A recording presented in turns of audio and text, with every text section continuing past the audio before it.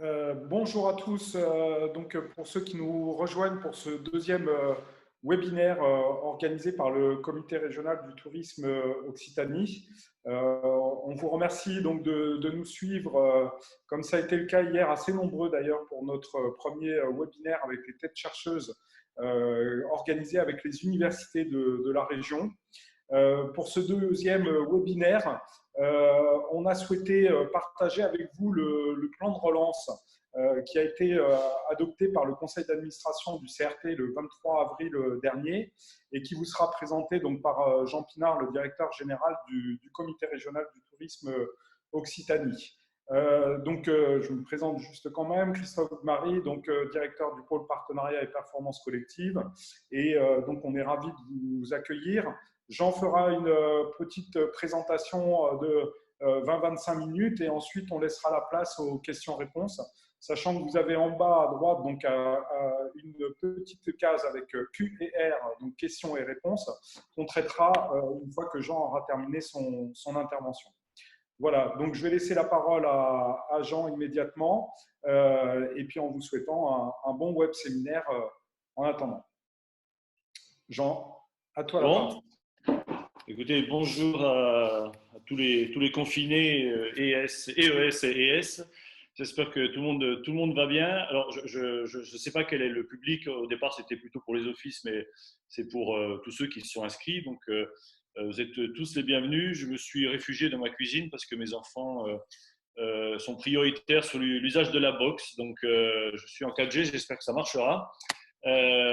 Parce qu'il faut aussi en même temps faire l'école et faire le travail. Et c'est le lot de vous tous, je pense, qui êtes aujourd'hui tous en télétravail. Alors moi, ce que je vous propose, c'est de venir vous présenter les actions prioritaires, ou en tout cas les mesures prioritaires du plan d'action de relance du CRT. Je vais l'introduire assez rapidement. Alors, je vais juste vérifier que je peux bien partager le support de référence. Est-ce que ça marche? Alors, ça marche. Je vais Jean, mettre en plein écran, ça sera peut-être plus facile. voilà. Alors, vous voyez que ça commence par la première diapo, c'est le conseil d'administration du CRT, puisque je prends appui sur le support qui a été présenté aux administrateurs et vous en aurez la même présentation. Alors, peut-être quelques mots juste sur ce qu'on appelle pompeusement le plan d'action de relance. L'idée de base, c'est que la crise du Covid engendre des situations malheureusement très compliqué pour l'économie du tourisme, qui est peut-être une des plus impactées aujourd'hui par cette situation de crise sanitaire. Tout s'est arrêté du jour au lendemain. On est dans le noir et on est dans le noir depuis quasiment 2 mois et ça reste quand même assez flou. Je ne sais pas ce que dira le Premier ministre tout à l'heure et je ferai en sorte de terminer pour 16 heures, que vous ayez tous le temps de basculer sur une autre chaîne pour regarder en direct les annonces du Premier ministre sur les mesures de déconfinement. Ce qui est sûr, c'est que a priori, il n'y aura pas d'intervention, il n'y aura pas d'explication qui sera donnée propre au secteur du tourisme, mais en particulier sur les conditions de départ en vacances pour cet été. Pour autant, il faut que nous, organismes institutionnels, on s'y prépare. Quand je dis nous, CRT, mais ça vaut pour les ADT, ça vaut pour les offices. Je pense que tout le monde s'est préparé par rapport à ça. Et qu'il se peut qu'une partie des actions qu'on propose, une partie des mesures que nous proposons, ne soient pas mises en œuvre parce que tout simplement, les conditions ne seront pas réunies pour les mettre en œuvre. Donc, on a une obligation d'être prêt, on a une obligation d'écouter les besoins et les attentes des partenaires. On a fait ce matin 2 réunions très différentes les unes des autres, dont une, par exemple, avec l'ensemble des réseaux des agences de voyage françaises, qui sont aussi très impactés, peut-être encore plus que certains professionnels du tourisme, et qui se tournent avec un véritable intérêt vers la destination France et qui aimeraient que leur clientèle, qui avant venait en agence de voyage pour acheter des voyages très lointains, continuent de venir chez eux pour acheter des voyages et leur permettre donc de vendre la destination France. Donc, qu'est-ce qu'on entend de la part des opérateurs pour être très, très rapide?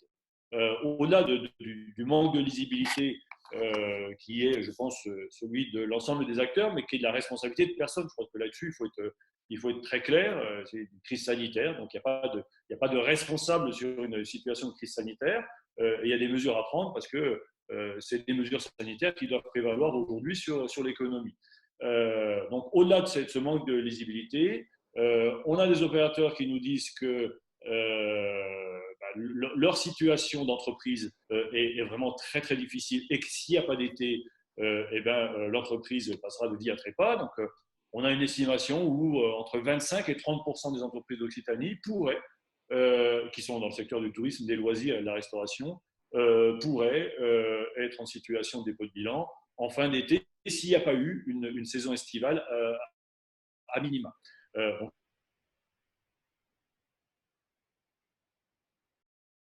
Les collectivités locales, la BPI, tous ces acteurs dont vous avez sans doute entendu parler, la première mobilisation, c'est pour soutenir ces entreprises qui sont en très grande difficulté, pas seulement de trésorerie, mais aussi d'activité si, je vous dis, il n'y a pas de saison d'été. Ensuite, on entend des entreprises nous dire, moi, de toute façon, l'offre sera tellement dégradée cet été, parce que les conditions sanitaires qui vont nous être imposées et que nous acceptons feront que voilà, on pourra accueillir par exemple une personne sur deux dans notre camping ou une personne sur deux dans notre restaurant et qu'il va falloir s'adapter à cette situation sans augmenter les prix parce que c'est pas parce qu'on est à 50% de taux d'occupation par rapport à la normale qu'il faudrait qu'on double les prix derrière.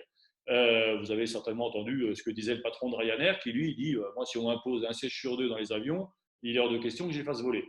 Donc, il y a des conditions difficiles, il y a des gens qui sont en capacité de s'adapter, il y en a qui sont moins en capacité de s'adapter. On entend aussi donc, des opérateurs nous dire nous, on peut faire fi de la saison d'été et puis on se donne rendez-vous à la saison prochaine parce qu'après tout, ce n'est pas la peine d'ouvrir dans une situation aussi dégradée qui serait peut-être plus difficile à gérer que si on était complètement fermé parce qu'on n'aurait plus aucune charge si on était fermé.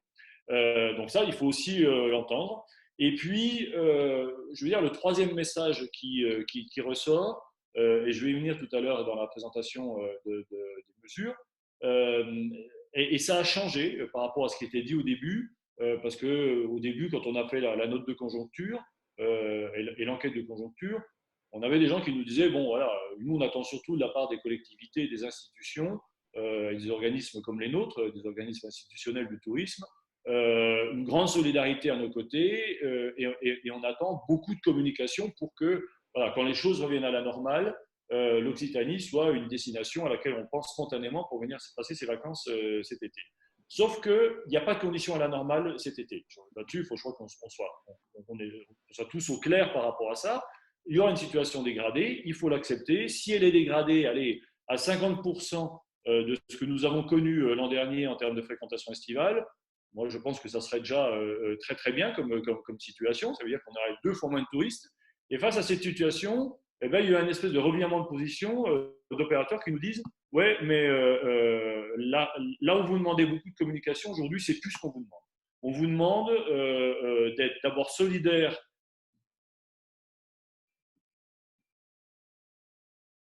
les uns envers les autres. Il y a 13 ADT, il y a un CRT, il y a des parcs naturels, il y a beaucoup d'acteurs publics qui ont pour mission d'accompagner le développement touristique et le marketing de la destination Occitanie ou des destinations infra-Occitanie. Faites en sorte d'être solidaires, faites en sorte de vous concerter pour ne pas proposer la même chose. La remarque valait d'ailleurs pour les webinars tels qu'on fait aujourd'hui, puisqu'il y a des sollicitations, des propositions qui viennent un peu de partout. Donc, on va en avoir 4-5 dans la journée et ne plus savoir lequel choisir. Ceux qui ont choisi le nôtre cet après-midi. Donc, concertation et finalement, moins de demandes de communication. La réponse à la crise pour les opérateurs touristiques, ce n'est pas de la communication à outrance, ce n'est pas de la publicité à outrance, parce qu'on ne pourrait pas avoir d'un côté 2 fois moins de touristes dans notre région cet été et 2 fois plus de communication par rapport à ce qui était fait l'an dernier par l'ensemble des acteurs institutionnels. Donc, on a fait valoir au conseil d'administration le fait que le CRT devait être assez prudent dans sa capacité à pouvoir communiquer sur la destination occitanie. Ça ne veut pas dire qu'on ne fera pas des choses, mais ça veut dire qu'il faut qu'on soit voilà, peut-être moins ambitieux que ce qu'on pensait vouloir faire tout au début de la situation de crise, parce que nous ne sommes pas dans une situation qui aujourd'hui nous permet de communiquer à outrance sur la destination au regard d'une offre qui ne serait pas celle qu'on a l'habitude de vendre chaque année. Voilà, donc ça c'est on va dire le cas la situation un peu posée aujourd'hui du CRT Occitanie et en tout cas de ce qu'on a entendu de la part des opérateurs touristiques. Un tout petit mot pour terminer sur cette intro. Il y a une prise de conscience. Alors, dans les crises, il y a toujours des points un peu positifs. Je pense que celui-ci en est un. Il y a une prise de conscience pour considérer que finalement, cette grande tendance à la relocalisation, elle vaut aussi pour le tourisme. Et on se rend compte que l'Occitanie, c'est un peu plus de 6 millions d'habitants. On se rend compte que juste à côté de l'Occitanie, il y a des grandes métropoles, Lyon, Grenoble, Bordeaux, Marseille, et que finalement, encourager une fréquentation sur la base de cette clientèle de proximité pourrait être une situation assez logique et assez favorable. Donc, je trouve que c'est bien de le remarquer. Ça ne veut pas dire que les clientèles lointaines ne sont plus des clientèles intéressantes pour nous, mais bon, de toute façon, on ne peut pas les toucher. Il faut bien une vision un peu pragmatique des choses par rapport à cette situation. Mais ça veut dire qu'à l'avenir, il faudra aussi continuer à considérer que les clientèles locales sont porteuses de fréquentation, sont porteuses de consommation et qu'il faut s'appuyer. Et l'autre point, moi, qui me semble encore plus positif, c'est la prise de conscience, alors peut-être un peu tardive et peut-être un peu opportuniste, que 40% des Français partent en vacances et que si on mettait des moyens pour que ces 40% de Français qui n'ont pas l'habitude de partir en vacances consomment un petit peu plus des activités de loisirs, s'aventurent un petit peu plus loin de chez eux parce qu'on les aide et financièrement et techniquement dans leur mobilité et dans leur capacité à consommation, que cette clientèle-là sur laquelle on ne s'appuyait pas trop jusqu'à maintenant pourrait très avantageusement remplacer les clientèles étrangères qui ne viendraient plus dans notre région le temps que cette crise sanitaire dure. Ce matin, dans la réunion qu'on a fait avec les agences de voyage, il y avait un réceptif qui est d'ailleurs installé en Occitanie, qui fait du vélo, qui ne vend des séjours vélo qu'à des Américains et qui est en train de reconstruire totalement son offre pour l'adapter à des populations locales et pour l'adapter à des populations françaises. Alors, je le redis, ça ne veut pas dire qu'on n'a plus besoin d'Américains en Occitanie, ça veut dire juste qu'il faut qu'on soit vigilant, d'abord, un, à ne pas être trop dépendant d'un marché, deux, à savoir équilibrer finalement l'accueil des différentes clientèles et mieux estimer le poids des différentes clientèles dans la région Occitanie. Voilà, cette intro étant faite, je vous propose de passer en revue les axes stratégiques et puis les mesures du plan d'action de relance. Alors, il y a une problématique de temporalité et puis il y a une problématique stratégique. La temporalité, c'est ce qui va nous permettre d'engager des actions qui vont démarrer dès la fin du confinement. Alors, ce n'est pas le 12 mai, pour nous, c'est plutôt début juin et c'est plutôt peut-être même mi-juin, une fois que nous aurons des garanties sur ce que la saison d'été sera et en tout cas sur les décisions gouvernementales, les décisions des pouvoirs publics sur la fréquentation des sites touristiques, à commencer par les plages, mais il n'y a pas que les plages en Occitanie, à commencer par l'ensemble des lieux touristiques par rapport à ces problématiques d'assurance sanitaire qui est le critère numéro 1 aujourd'hui des futurs vacanciers dans leurs décisions. Ensuite, on a des actions de soutien qui, elles, vont concerner la pleine saison estivale. Et j'ai mis entre parenthèses communication quotidienne auprès de la presse quotidienne régionale. Voilà, c'est comment nous allons pouvoir soutenir de la consommation à travers des informations tous les jours dans la presse quotidienne régionale pour promouvoir l'ensemble des destinations. Alors moi, je dis les 180 destinations parce qu'il y a 180 offices de tourisme et on considère que chaque office de tourisme se superpose à une destination touristique. Il y a des actions qui seront engagées mi-août en soutien au mois de septembre, octobre et des vacances de la Toussaint. On considère que sur un certain nombre d'études, mais surtout d'accès à des données de réservation auprès des grands groupes, que pour l'instant, l'engouement se porte plus sur la pré-saison que sur la pleine saison. L'idée, c'est que le mois de septembre nous éloigne un petit peu plus par rapport à aujourd'hui et qu'une partie de la crise sanitaire serait peut-être moins forte et que voilà, il y aurait plus d'appétence pour partir au mois de septembre, en tout cas pour ceux qui le pourraient. Donc, on a prévu aussi d'engager un certain nombre d'actions à partir de la mi-août. Et puis, il y a des actions qui vont être reportés sur l'exercice 2021. À midi, j'échangeais avec le directeur de l'aéroport de Montpellier, pour lequel, qu'on devait accompagner sur le soutien des lignes touristiques à vocation import. Donc, c'est celles qui nous amènent des touristes de l'étranger jusque chez nous, avec un budget assez conséquent. Voilà, ce budget, il est complètement figé, il est sanctuarisé, et on le met au frigo pour l'année 2021 parce que nous n'avons aucun intérêt à lancer la moindre action dans la mesure où, de toute façon, il n'y a plus de clientèle, il n'y a plus de vol, et surtout que ça n'aurait pas beaucoup d'intérêt et ça n'aurait surtout pas beaucoup d'efficience. En termes d'axe stratégique, on a repris les 3 premiers qui sont ceux qui accompagnent le plan d'action de relance de la région. Alors, pour ceux qui auraient quelques incertitudes, je vous dis ce que fait la région, je vous dis ce que fait le CRT, mais je pense que vous le savez. La région en tant que collectivité, qui a une compétence sur l'économie, elle a mis en place un plan d'action de relance qui soutient l'économie des entreprises touristiques, à travers des prêts, à travers des subventions, à travers des prêts bonifiés. Voilà. Le CRT, lui, il n'a pas ces compétences-là, bien évidemment, et son action, elle est plutôt en soutien au marketing, à la communication, à la mise en marché des différentes destinations touristiques régionales. Donc, le premier point, c'est comment on soutient la consommation de séjour dans les hébergements marchands pour les 2 mois d'été et peut-être un petit peu plus si la saison se poursuit, comme on l'espère, jusqu'aux vacances de la Toussaint. Le deuxième axe, c'est comment on prépare l'avenir. On a à gérer une situation de crise. Tout le monde s'entend et je pense que vous avez tous lu plein de choses hyper intéressantes sur ce que devrait être le tourisme. C'est là aussi toujours assez malheureux de voir qu'on a besoin de crise pour se remettre en cause. Donc il y avait une situation touristique qui de toute façon devait évoluer sur des critères de tourisme durable, sur des critères environnementaux, sur des critères d'équilibre entre le tourisme de masse et l'intérêt des populations. Voilà, toutes ces choses-là, elles étaient déjà émergentes.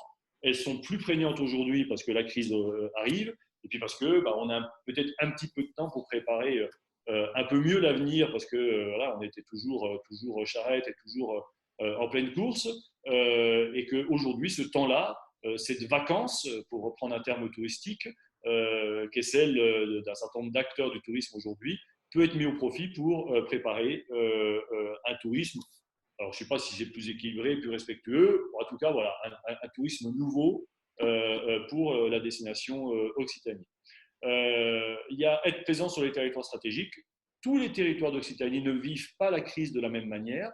La crise, pour l'instant, elle a touché les mois de mars, avril, mai, en espérant que les choses s'améliorent un petit peu au mois de juin, juillet, août. On n'a pas tout à fait la même configuration dans les territoires. Les métropoles, qui vivent principalement, en tout cas au moins cette période-là, du MICE, enfin du tourisme d'affaires, ont été très très durement touchées. Une ville comme Lourdes, une destination comme Lourdes a été encore plus durement touchée parce que là, tout s'est arrêté du jour au lendemain. Moi, j'y étais la veille des annonces liées au confinement et il y avait déjà beaucoup de craintes. Voilà, les craintes sont avérées aujourd'hui. Quand vous savez que Lourdes est la deuxième ville hôtelière française et que le tourisme représente quasiment 50% de l'économie de la destination, par définition, la situation est encore plus compliquée. Ça ne veut pas dire qu'elle n'est pas sur le littoral, mais on n'a pas encore aujourd'hui démarré la saison d'été, qui est la principale saison sur le littoral. Donc voilà, il y a des destinations qui vont mériter de la part du CRT un soutien particulier pour voilà, mieux se coordonner et mieux engager des actions collectives. Il y a tout ce qui relève de la relance de la consommation par les activités de loisirs. Je vous l'ai dit tout à l'heure, là il s'agit de considérer que nous avons un effort particulier. Alors c'est un peu spécial pour un CRT de dire ça parce qu'on nous range facilement dans le catalogue des acteurs qui devraient aller chercher des clientèles étrangères. C'est souvent ce qu'on dit quand on veut des clientèles nouvelles. Ah oui, mais il faut aller chercher des clientèles étrangères. Je rappelle que ce n'est pas aussi facile que ça. C'est pas parce qu'il n'y a pas d'Allemands qui viennent faire du ski dans les Pyrénées qu'en allant chercher des Allemands, on en aura. Les Allemands, ils ont des stations de ski peut-être plus enneigées et surtout plus proches de chez eux. Donc, ce n'est pas la réponse. Par contre, de faire en sorte que plus d'habitants d'Occitanie aillent faire du ski dans les Pyrénées, oui, ça c'est aussi une question qui peut se poser. Donc, ce n'est pas une problématique à laquelle le CRT s'est préparé, mais c'est aujourd'hui une problématique majeure dans notre réflexion sur le plan de relance. Et puis, c'est une problématique qu'on a envie d'inscrire dans le temps Et je vous donne cette information-là, même si c'est encore pas fait.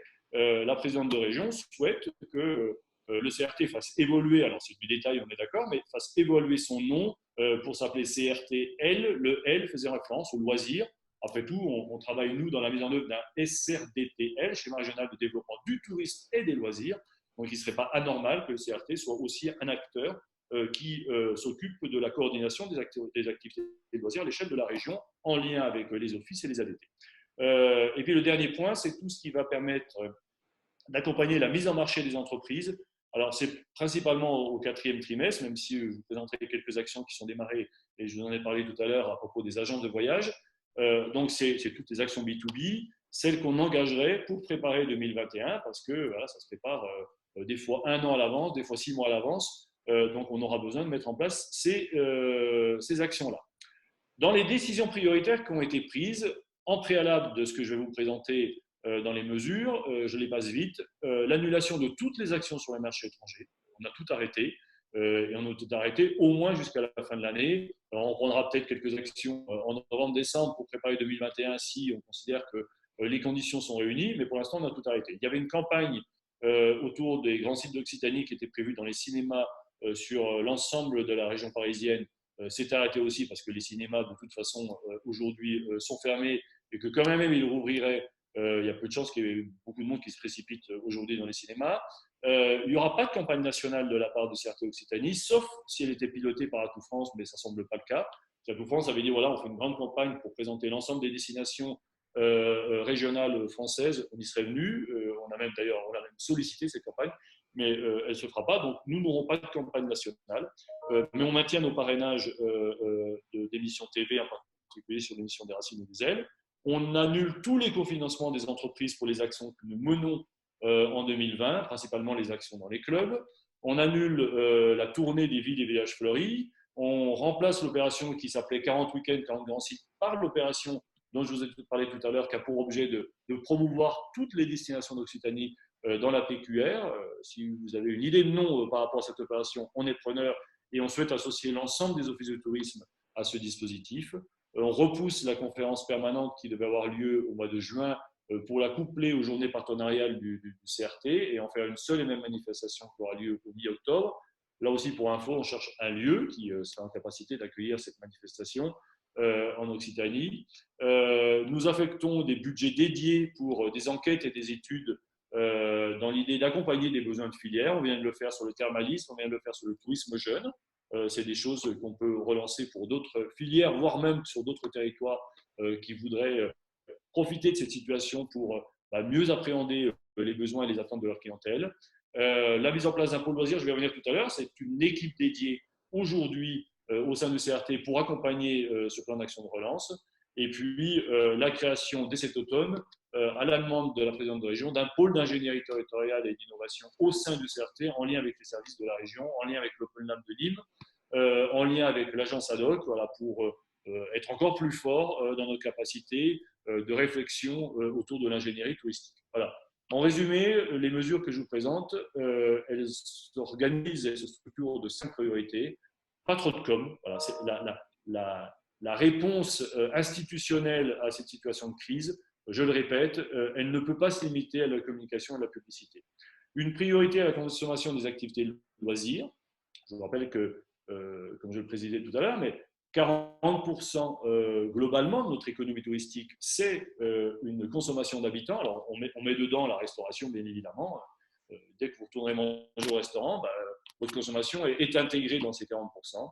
Une nouvelle stratégie d'intermédiation, parce qu'on souhaite continuer à travailler avec les acteurs intermédiaires du tourisme. On a parlé des agences de voyage, on pourrait parler des CE, on pourrait même parler de certains OTA qui nous semblent, nous, des partenaires intéressants.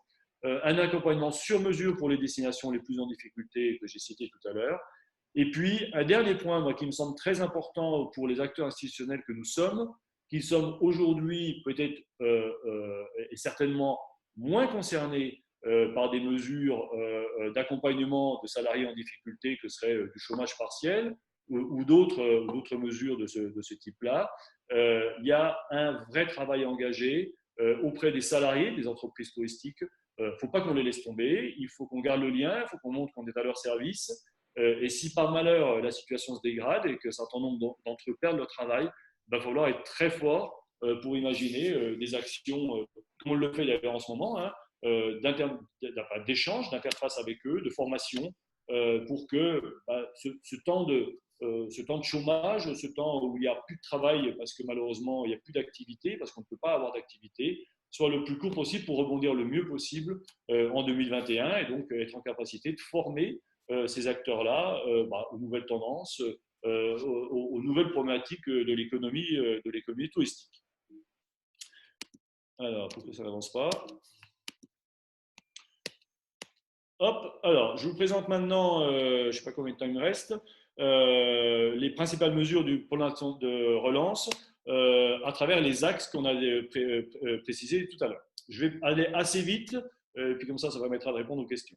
Mise en place d'un numéro vert gratuit pour information et réservation sans commission. On souhaite, nous, s'appuyer sur un prestataire qui soit en capacité de faire des réservations, en particulier pour des gens qui n'ont pas forcément l'habitude de partir en vacances. Et puisqu'il n'y a pas de commission, ça veut dire que la gestion de ce numéro vert est à 100% à la charge du comité régional du tourisme d'Occitanie.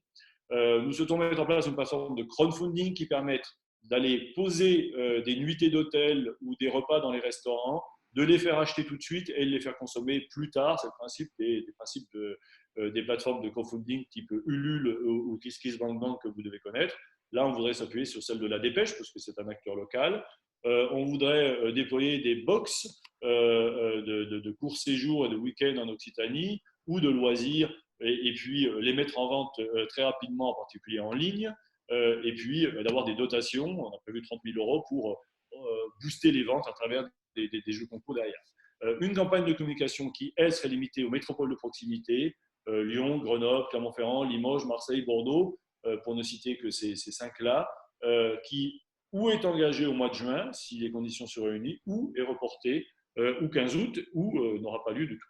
Et puis, la relation et un vrai partenariat avec la presse régionale et les offices de tourisme du 1er juin au 31 août pour présenter l'ensemble des destinations régionales au public régional à travers cette presse quotidienne régionale. Deuxième axe, c'est tout ce qui renvoie à la préparation ou en tout cas à la réflexion de ce que doit être le tourisme dès 2021, mais bien évidemment dans une perspective un peu plus longue. Je l'ai dit tout à l'heure, la création d'un pôle ingénierie, bon, ça ne concerne que le CRT.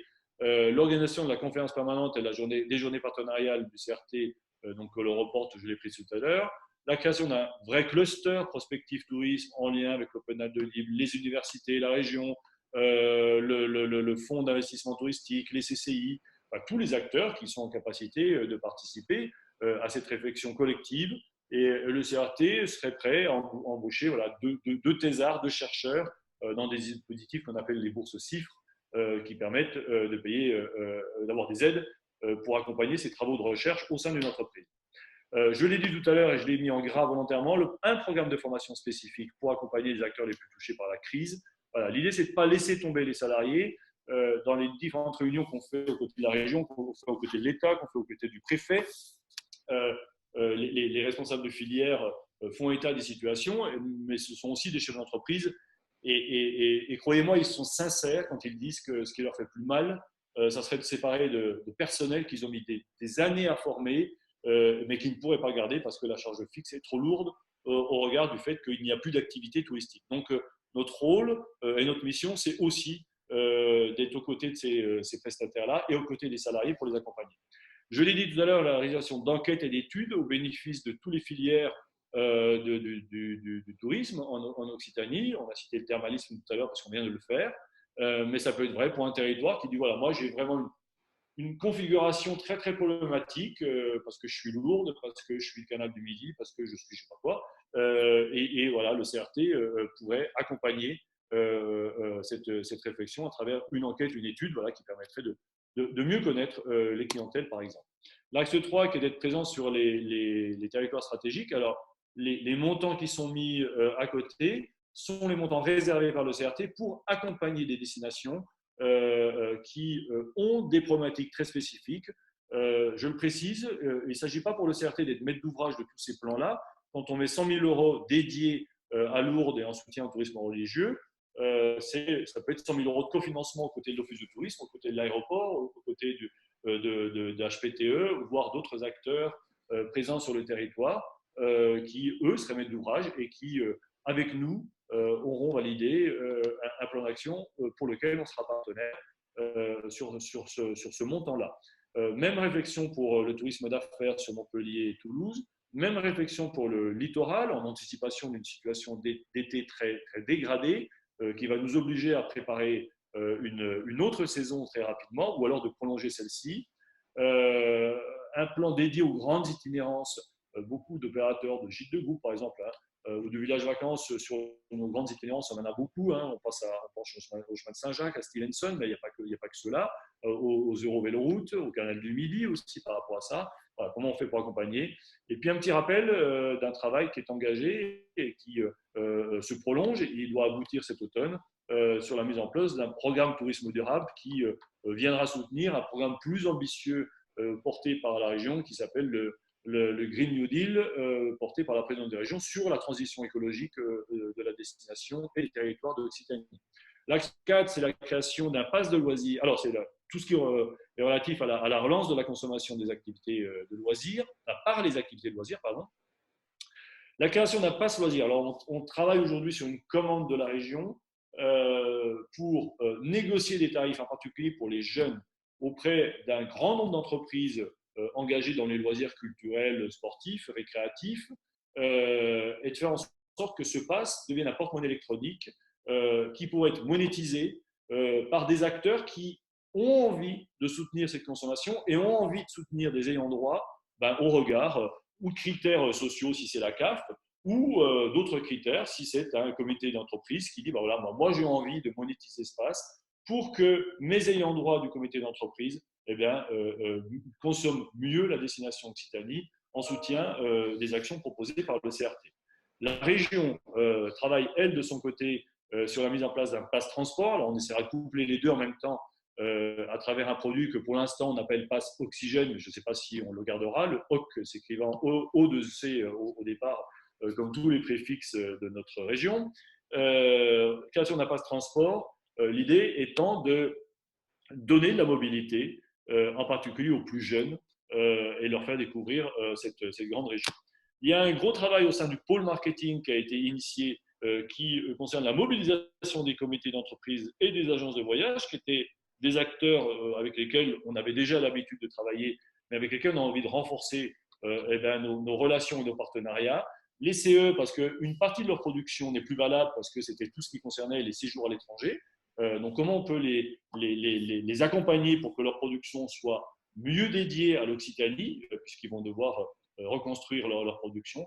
Et les agents de voyage, par rapport à ce que je vous ai dit tout à l'heure, on a fait une réunion qui s'est très bien passée ce matin avec l'ensemble des réseaux. On est 3 CRT, la Bretagne, la région PACA et nous, à vouloir nous engager dans ce travail qui, moi, j'espère, va s'inscrire dans la durée, parce qu'il ne s'agirait pas de le faire juste par opportunité de crise, mais je pense que les agences ont un rôle à jouer dans la vente de la destination France auprès des Français.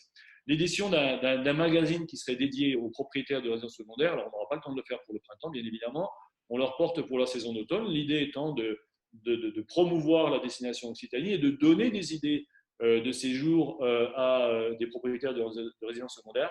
Je vous rappelle qu'il y a la région Occitanie est la région qui a le plus de résidences secondaires en France, il y en a 550 000. Et si on était capable de dire à des propriétaires, venez, allez au moins un week-end de plus, 550 000, allez, on va dire par 2 ou 3 personnes, ça se chiffre tout de suite en millions de nuitées. Donc, on a cette obligation, et là, c'est un souhait de collaboration aussi avec les offices de tourisme, de mieux informer les propriétaires de résidences secondaires pour les encourager à venir plus souvent en Occitanie consommer la destination. Je vous fais cette petite parenthèse. Depuis le début du confinement, vous avez entendu parler des Parisiens, mais il n'y a pas que les Parisiens, il y a aussi beaucoup de gens qui habitaient dans les métropoles et dans les grandes villes et qui sont partis se confiner au vert. La région Occitanie a gagné 5% d'habitants en plus.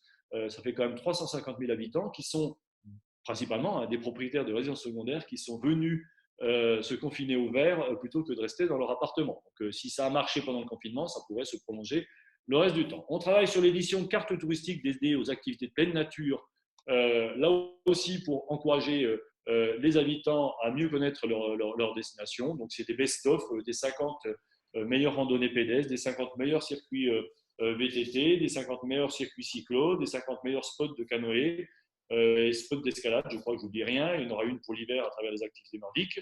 Et on s'appuie avec l'enseigne Decathlon pour promouvoir ses cartes et puis pour communiquer sur la destination Occitanie. Le partenariat a été prévu à l'échelle nationale, on le recentre à l'échelle régionale.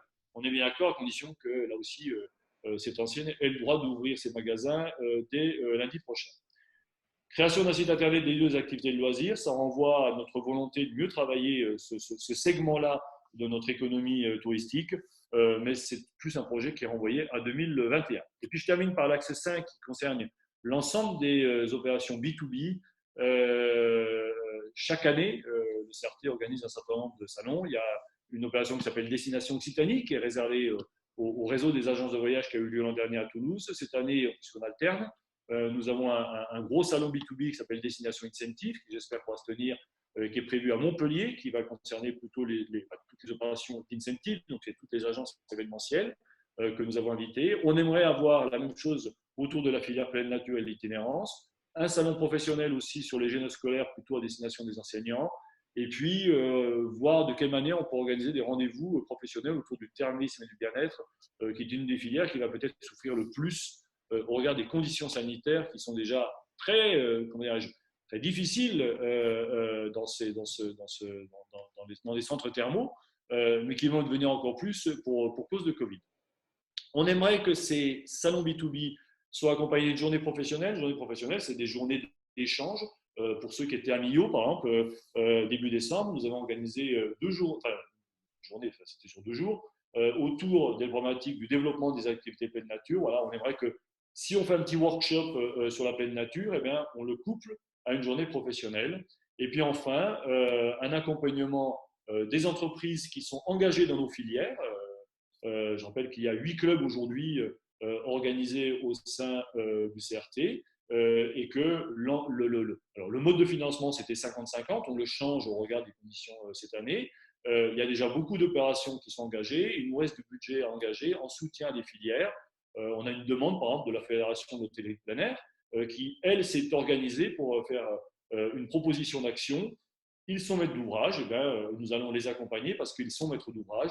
Et on n'oublie pas le travail qui doit être fait en soutien aux agences réceptives, donc à des gens qui ont cru à la destination Occitanie et qui sont là pour accueillir, eux, ils ne sont pas là pour vendre des séjours à l'étranger, mais pour accueillir des clientèles ici en Occitanie. Voilà, le plan d'action fait 3 millions d'euros, il se détaille comme ça, 2,4 millions d'actions qui sont en fait reprises sur notre budget qui avait été voté initialement au mois d'octobre, à travers des opérations qui n'ont plus lieu ou des économies que le CRT va faire sur d'autres opérations pour pouvoir être en capacité de répondre aux enjeux et aux problématiques des entreprises par rapport à la crise. Et puis 600 000 euros de recettes prévues auprès des entreprises qu'on sollicite quand on va faire des opérations à l'étranger ou quand on anime des opérations dans le cadre des clubs. Et on ne se sent pas en capacité d'aller demander des cofinancements des entreprises, alors que de l'autre côté, la région, l'État viendrait aider ces entreprises qui sont en difficulté de trésorerie. Voilà, donc 2,4 millions plus 600 000, parce qu'on est obligé de compter la non-recette, fait que le plan d'action de relance du CRT se situe à 3 millions d'euros. C'est le plan d'action de relance le plus important de France, mais il faut dire aussi que nous sommes un des plus gros CRT en termes de budget, en termes de personnel. 25% du budget a été retravaillé pour être redistribué donc, en accompagnement de cette situation de crise sanitaire et dans l'espoir que les choses s'améliorent rapidement. Voilà, j'espère n'avoir rien oublié et je vois les questions clignoter. Donc, je ne sais pas si c'est à moi de reprendre la main tout de suite ou si Christophe, tu la reprends le temps que je lise les questions. Mais non, alors vite fait, merci Jean pour cette présentation complète donc, de ce plan d'action, comme tu le disais, qui a été voté au conseil d'administration le 23 avril dernier. Donc vous pouvez, comme le disait, continuer à poser vos questions sur cet espace-là. Je vous propose là qu'on prenne une vingtaine de minutes pour échanger avec Jean directement. Afin d'apporter le maximum de réponses, voire de propositions que vous auriez que vous auriez à nous faire, dans la mesure où évidemment ces plans d'action, comme le disait Jean, celui de la région d'une part, plus destiné aux entreprises et celui du CRT de façon plus globale, vont se mettre progressivement en place. Donc évidemment, on est très preneur de vos réflexions, questions, le cas échéant, pour accompagner collectivement, comme le disait Jean, l'ensemble de ce dispositif. Donc voilà, je pense qu'on peut commencer à répondre à vos premières questions. Alors on peut faire des réponses groupées, hein, Jean, si ça convient mieux, ou par questions si elles sont un peu plus spécifiques, afin qu'on puisse vous éclairer sur tout ça. Alors, je vais essayer de les prendre dans l'ordre et d'en résumer l'objet. D'abord, puisqu'il y en a beaucoup qui veulent savoir si on peut partager le support, c'est le support de conseil d'administration, donc il n'y a aucun problème. Vous aurez bien sûr des slides qui n'ont rien à voir avec le plan d'action de relance, encore que, et qui concernent par exemple l'élection du nouveau président du CRT, parce que je pense que vous avez suivi l'information, il y a un nouveau président au sein du CRT. Moi, je considère qu'il n'y a pas de confidentialité dans ce support-là.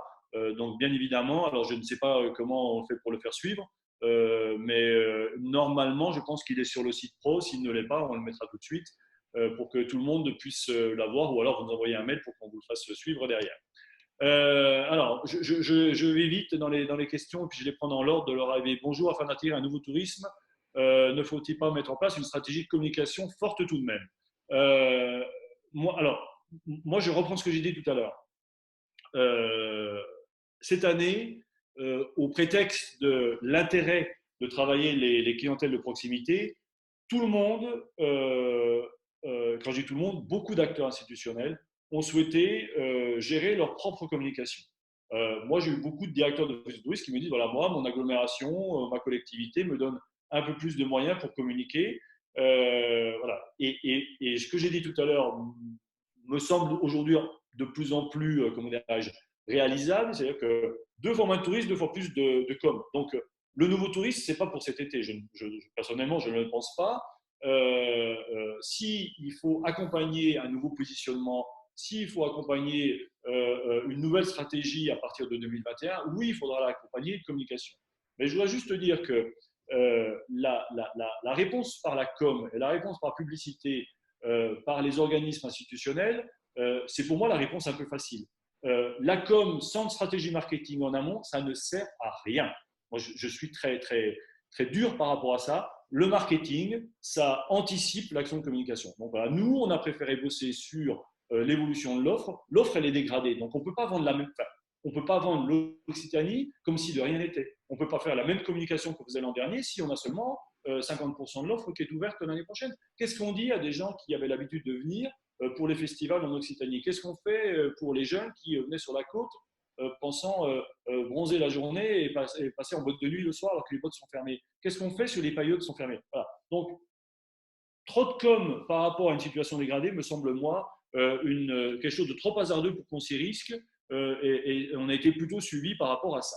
Sur la question des guides conférenciers, puisque nous avons été alertés par rapport à ça, alors il y a dans les communes touristiques des tas d'acteurs qui sont dans des situations encore plus compliquées que d'autres.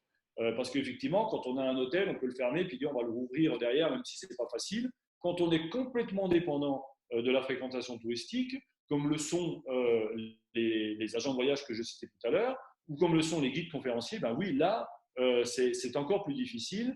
Au regard de l'interpellation qui a été celle des guides conférenciers auprès de la présidente de région, auprès du président de CRT, voilà, l'idée, c'est dans la communication et dans les supports médias du CRT, rappeler que les acteurs du tourisme peuvent faire appel aux guides conférenciers, que les collectivités, les villes peuvent faire appel aux guides conférenciers pour accompagner aujourd'hui les touristes qui seraient présents. On parle beaucoup de loisirs. Qu'est-ce qu'il en est de l'événementiel culturel? Moi, je n'ai pas de réponse par rapport à ça, puisque vous connaissez aujourd'hui les conditions qui ont amené à l'annulation de la plupart des festivals. Je ne sais pas quelle est la jauge qui va être autorisée derrière. Si on a des informations positives, par définition, nous referons la promotion des événements culturels. rappelant que l'Occitanie était plutôt une terre de festival et qu'on était plutôt bien placé aujourd'hui sur ce point-là. Mais là, aujourd'hui, il y a trop d'incertitudes et en tout cas, il n'y a pas de réponse aujourd'hui sur ce que nous pourrons faire.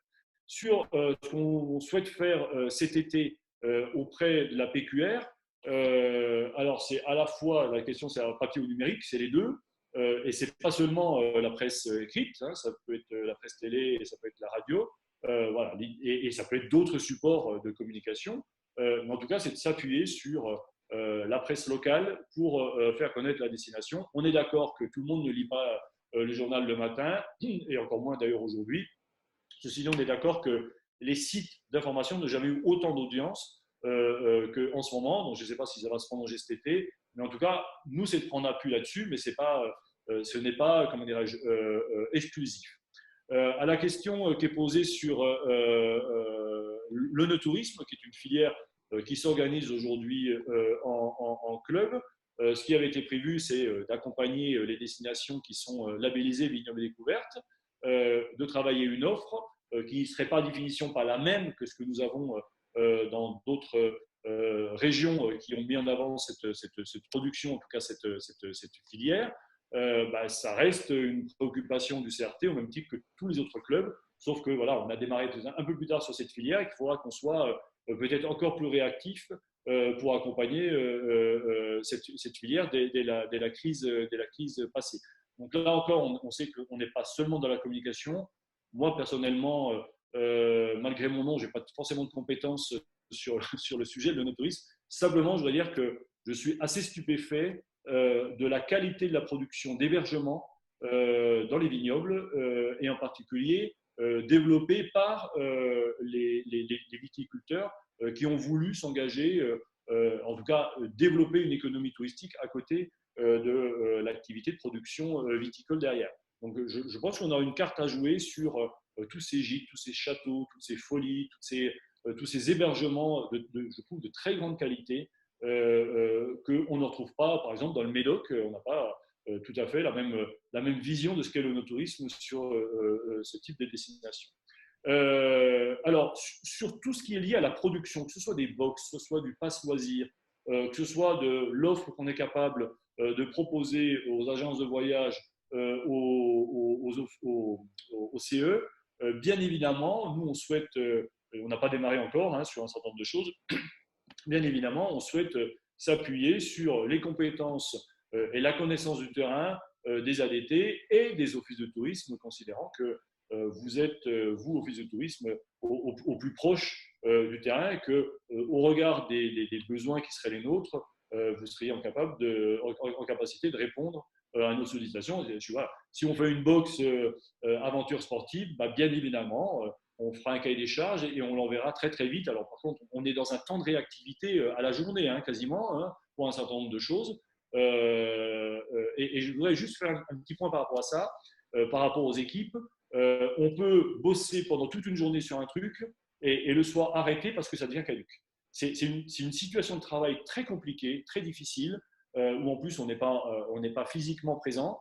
Voilà, parce que la situation qui était vraie le matin n'est plus vraie le soir. Et malheureusement, je pense que ça va aller comme ça quasiment jusqu'au début de l'été, en espérant qu'il y ait bien évidemment un été.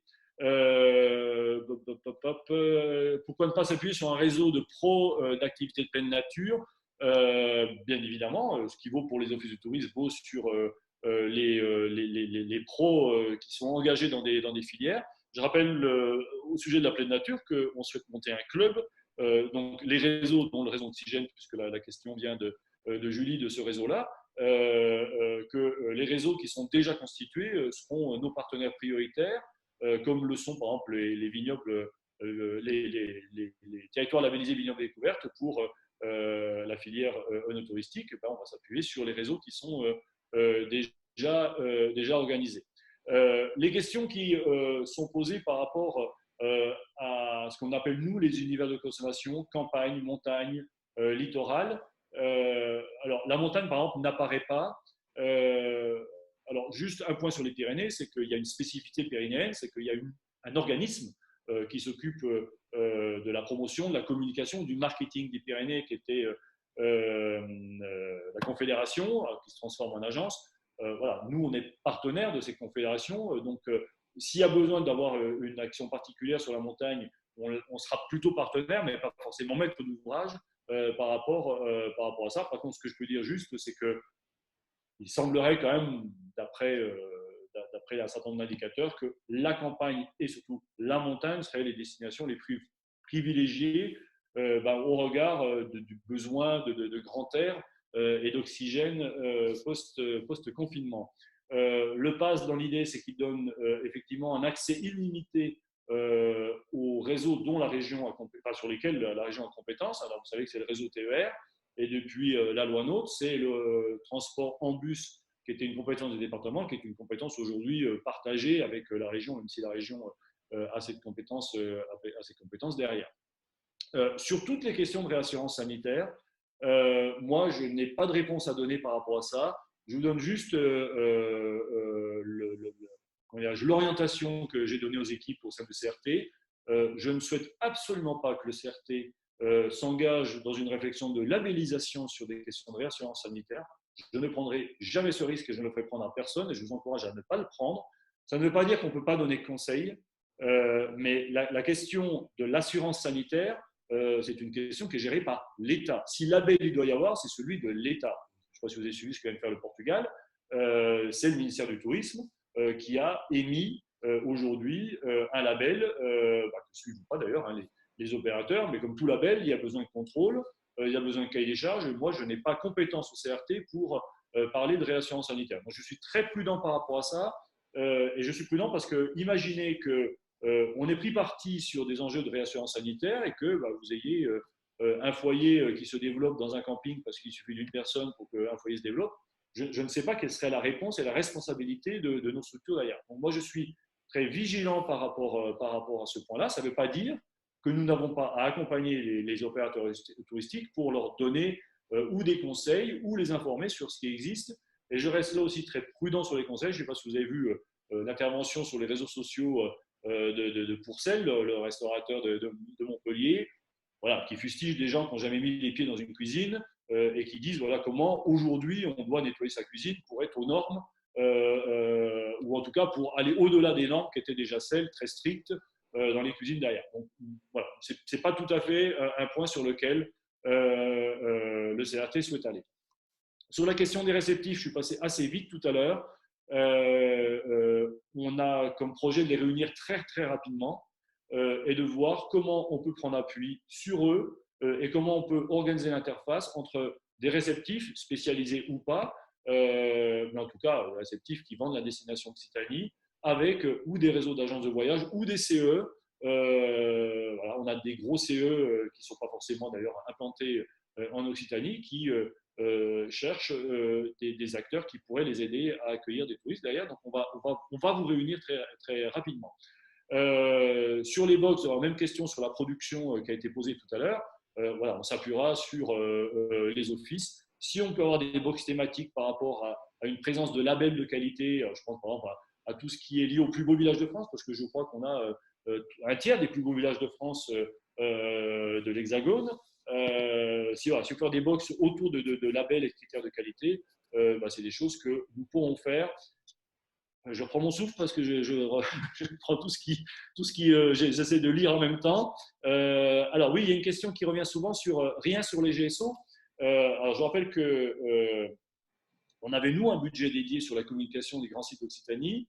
Ce budget, il était dédié sur 3 opérations. Une opération qui était du parrainage sur des racines et des ailes, qui était, me semble-t-il, une opération assez originale et qui venait construire la notoriété à la fois de l'Occitanie à travers ces grands sites. Le problème, c'est que une partie des émissions s'est arrêtée, donc on en reporte un peu des émissions jusqu'à l'automne. Une deuxième opération qui était une grande campagne dans les cinémas de la région parisienne, elle est elle complètement annulée. Et puis il y avait l'opération qui s'appelait 40 week-ends, 40 grands sites qu'on faisait avec la PQR. Voilà, on considère qu'aujourd'hui, limiter le zoom sur les 40 grands sites ne serait pas correct vis-à-vis de la problématique et de l'impérieuse nécessité pour le CRT et pour tout le monde d'aller promouvoir les 180 destinations qui sont organisés autour des 180 offices de tourisme de la région Occitanie.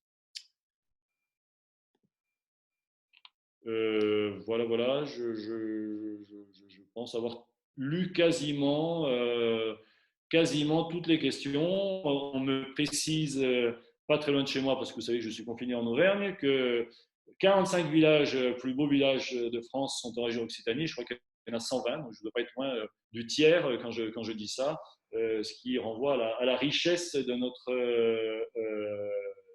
destination. Je pense avoir lu quasiment toutes les questions. Alors, il y en a dans les conversations aussi, donc je passe de l'autre côté de mon écran.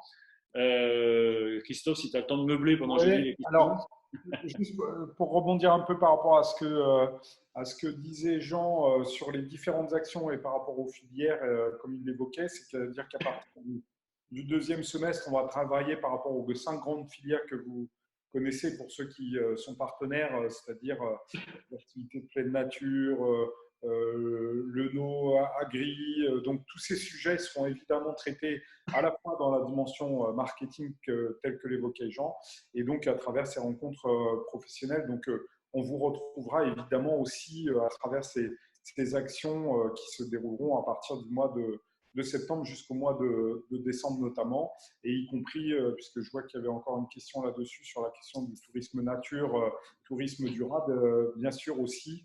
Et là, normalement, ce sera les premières, les assises du tourisme durable qu'on fera pareil au courant du deuxième trimestre. Je te repasse la parole, Jean. Oui, alors, bon, pas mal de questions sur la production des box. Euh, bon, d'abord, je voudrais juste vous rappeler que on a bossé sur les mesures du plan d'action de relance il y a 10 jours, qu'on l'a fait, je ne vais pas dire à l'arrache parce que ça ne serait pas le bon terme pour parler du travail qui est celui du CRT, mais voilà, on l'a fait dans des conditions assez contraignantes quand même, et par rapport à une date de CA qui nous obligeait quand même à présenter à nos administrateurs ce qu'il en serait.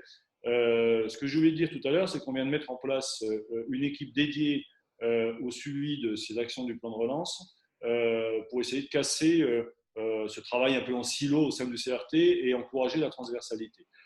C'est Corinne Carrère, que je pense beaucoup connaissent, j'espère tous, qui est au pôle marketing, qui coordonne cette équipe projet, qui est constituée d'une dizaine de personnes. Et puis, chaque fois qu'on aura besoin, on ira chercher au sein des pôles du CRT des compétences et des ressources supplémentaires.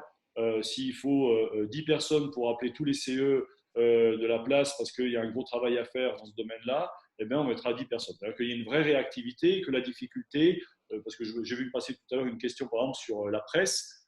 Il est évident aujourd'hui que voilà, il n'y a pas d'accueil presse. Ça ne veut pas dire qu'on ne peut pas préparer les prochains, mais bon, sur la presse aujourd'hui, par définition, il n'y a plus ou pas d'actions engagées à ce niveau-là. Donc, voilà, toutes les ressources qu'on considère mobilisables au regard d'une situation qui fait qu'une partie des missions du CRT se sont arrêtées, elles aussi, du jour au lendemain, en attendant qu'elles reprennent, eh bien, les gens vont être mobilisés pour accompagner au sein de cette équipe projet qui durera le temps de la crise, en tout cas le temps de la mise en œuvre des opérations qui sont présentées dans le plan d'action de relance. Je le redis, la vraie problématique, et là-dessus, je voudrais que vous me fassiez confiance par rapport à ce qui est dit par un certain nombre d'opérateurs touristiques qui nous demandent d'être prêts, mais qui nous demandent aussi de ne pas balancer l'argent par la fenêtre, entre guillemets, si jamais les conditions sont trop dégradées. Je pense qu'il faut écouter les professionnels qui nous disent si ce n'est pas pour 2020, si les conditions ne sont pas réunies en 2020, on fera ce qu'on peut. Mais dans ce cas-là, c'est peut-être plus intéressant de garder une partie des moyens que vous aviez prévus en 2020 pour être encore plus fort en 2021. Tout à l'heure, je vous ai parlé d'un peu plus de 400 000 euros de budget du CRT qui sont sanctuarisés. C'est par exemple pour accompagner les ouvertures de lignes aériennes. Il y avait 50 000 euros prévus pour accompagner l'ouverture d'une ligne entre Toulouse et Montréal. Voilà. La ligne, par définition, n'ouvrira pas cette année. Je ne sais pas si elle ouvrira l'année prochaine. Pour autant, on a sanctuarisé un budget pour accompagner les ouvertures de lignes en 2021. Si on considère que ce budget, c'est pas la peine de le sanctuariser, il faut le reprendre parce qu'il y a vraiment une reprise très forte, on le fera, on sera réactif. Mais l'inverse est vrai aussi. Si l'offre est très dégradée, si les situations d'accueil sont vraiment trop dégradées, et que les opérateurs nous disent, vous savez, nous, remplir un tiers de notre camping ou un tiers de notre hôtel, on saura faire tout seul et on n'a pas forcément besoin d'accompagnement très très fort cette année, moi je pense qu'il faut l'entendre. Donc voilà, c'est des conditions très difficiles et en plus on a grosso modo un mois pour mettre en place toutes ces actions.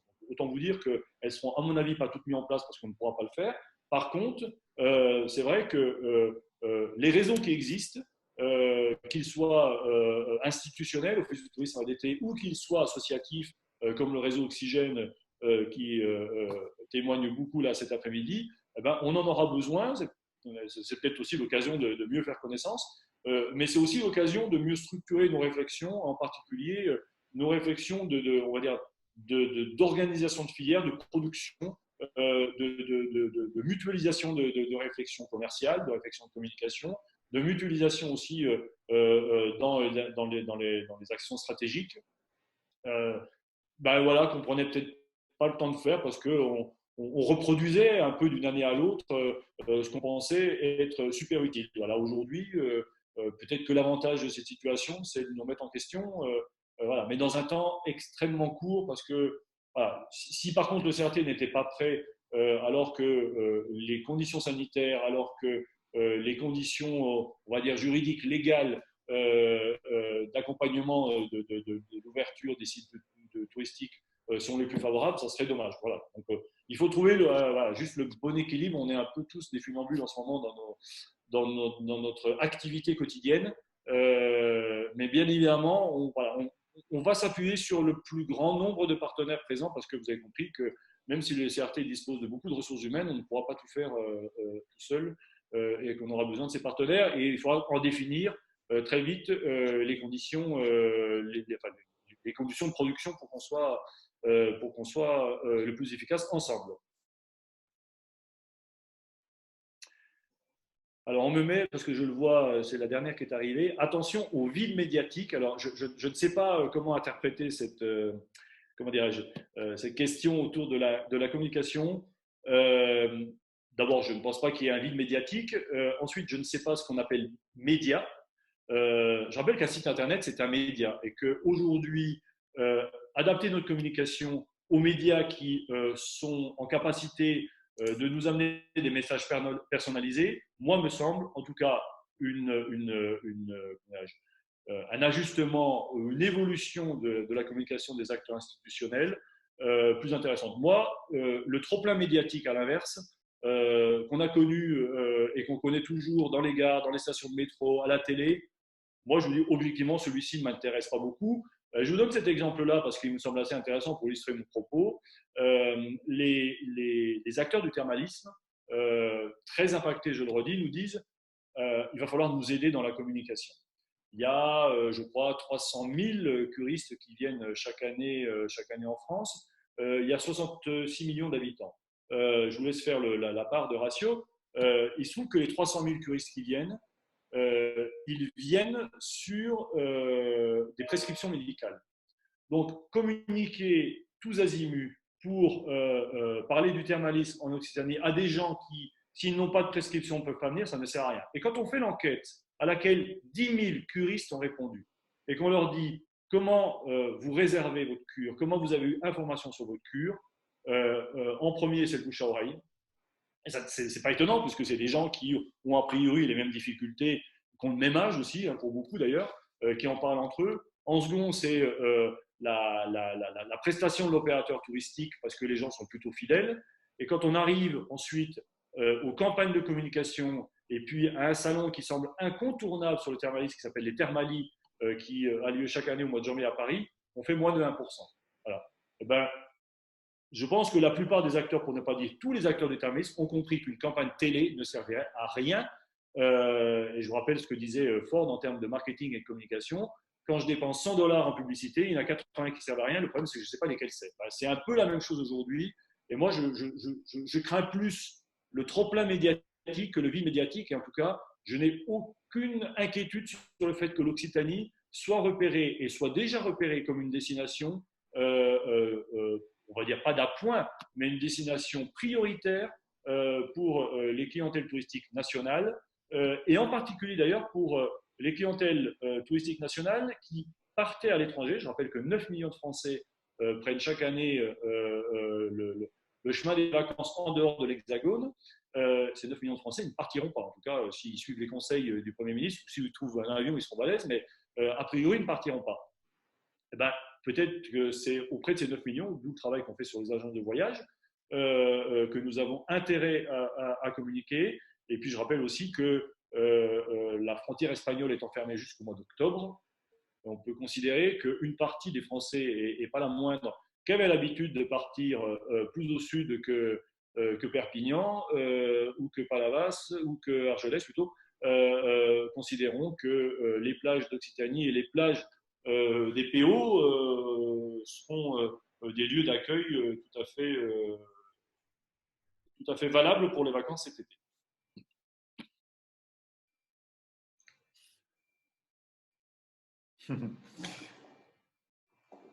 Est-ce que j'ai répondu Il n'y a pas d'interaction orale, hein, donc c'est juste par des questions. Je crois qu'on a fait le tour.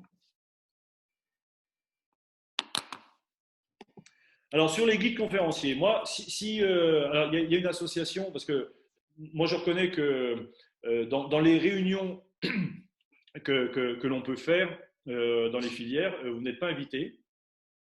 Alors, c'est pas qu'on pense pas à vous, c'est que il y a des poids de filière. On sait bien que quand on invite l'hôtellerie ou l'hôtellerie plein air, c'est des très gros volumes. Enfin, moi, j'ai lu le courrier que vous avez fait, hein, et je ne peux pas me résoudre à l'idée qu'on n'aurait rien à faire pour vous. Le problème, c'est qu'avant d'avoir un plan ou une réflexion collective, il faut qu'on soit en mesure de faire venir des touristes. Si il y a une réunion à faire avec les représentants de l'association des guides conférenciers régionales, je ne sais pas si elle est régionale, s'il y en a plusieurs par territoire, ben voilà, vous nous écrivez et on organise la réunion. Enfin, c'est assez facile à faire. S'il faut la faire sur Zoom avec l'ensemble des conférenciers, on vous laissera le soin de préparer la réunion. Et dans ce cas-là, moi et mes collègues, de venir, comme on échange aujourd'hui avec vous. Si on n'est pas nombreux et si on est, alors, je crois, à moins de 30 ou 40, on peut le faire en utilisant Zoom et échanger donc, en direct plutôt qu'en passant par les questions écrites. Il n'y a pas de problème. Donc voilà, moi je suis tout à fait OK pour le faire. Et je le redis pour les agences réceptives, voilà, on va l'organiser très rapidement pour savoir comment on peut vous mettre en avant. Là aussi, on va essayer d'être réactif sur l'usage de nos outils et en particulier notre site internet, même si vous savez que, je pense que vous l'avez tous lu, l'audience des sites internet de destinations touristiques n'a pas encore retrouvé l'audience d'avant-crise. Hein. Donc, ce sont des médias qui ont perdu beaucoup de leur auditeurs et de leur performance. Mais on fera en tout cas ce qu'on peut par rapport à notre site internet, par rapport à ça. Christophe, est-ce qu'il est 15h45? Est-ce que il n'y a plus de questions, je crois. Non, c'est bon, tu as répondu à tout le monde.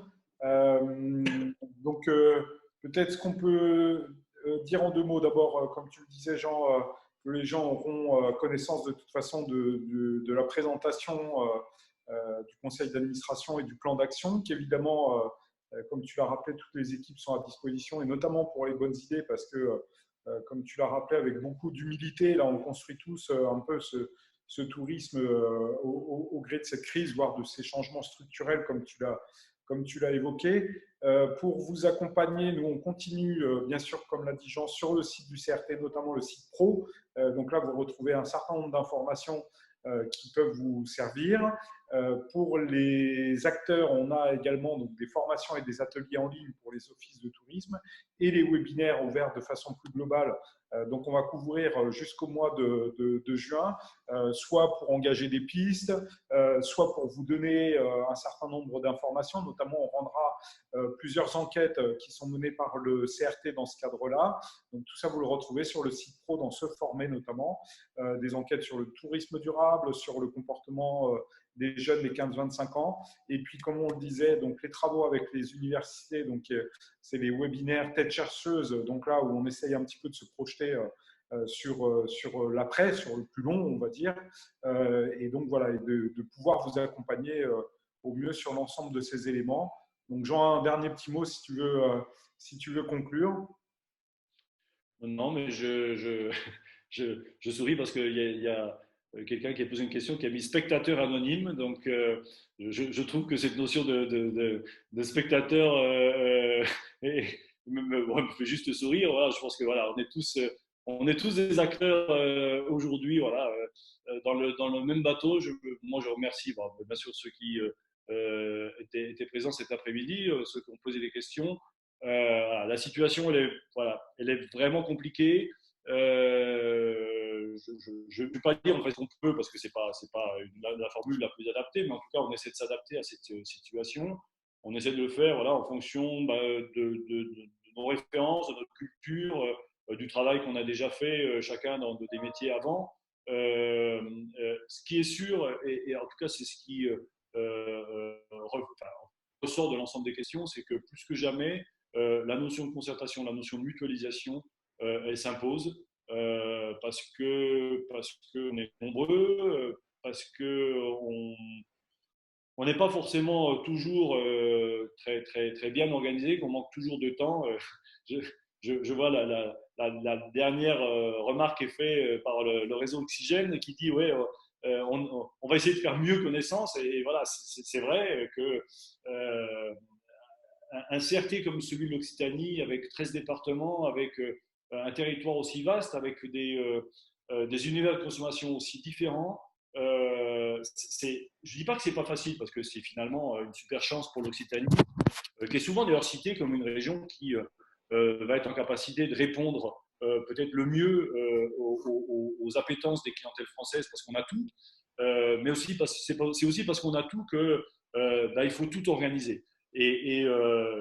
Je donne juste cet exemple pour que vous compreniez, mais c'est pas pour essayer de se justifier ni pour s'excuser, mais ce matin, on passe d'une réunion avec, enfin d'un webinaire plutôt, hein, avec des acteurs du monde du sport, ensuite à une réunion avec les agences de voyage, ensuite il faut traiter la problématique de l'aéroport de Montpellier qui est confronté à une situation très particulière, mais à mon avis qui va être celle des 10 aéroports internationaux de l'Occitanie, c'est que les compagnies aériennes, et en particulier les compagnies low cost, elles vont rouvrir progressivement, elles vont remettre des avions en vol, et grosso modo entre 25 et 30% de leur flotte. Donc quand EasyJet appelle Montpellier en disant bah voilà, si vous voulez être dans les 30% des destinations desservies par EasyJet, eh ben, il va falloir ramener le pognon. C'est aussi clair que ça. Et finalement, cette question, elle va se poser un jour pour l'aéroport de Montpellier, le lendemain pour éventuellement celui de Perpignan ou Carcassonne. Elle va se poser pour des agences de voyage qui nous disent mais attendez, nous on veut bien vendre la destination, mais il nous faut un petit manuel des ventes, il nous faut du temps, il nous faut un numéro vert.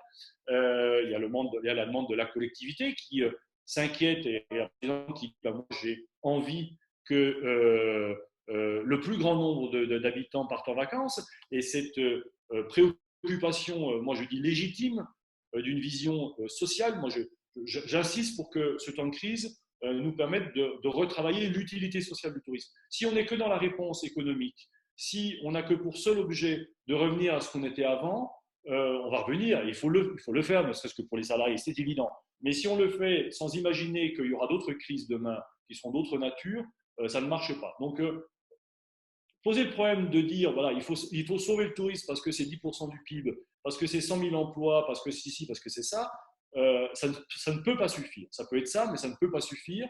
Et moi, je pense que si on repose l'utilité sociale du tourisme, ça veut dire que si on pose la question, à quoi sert le tourisme ? À quoi servent des vacances ? À quoi servent des loisirs ? À quoi sert du temps libéré par rapport au temps contraint?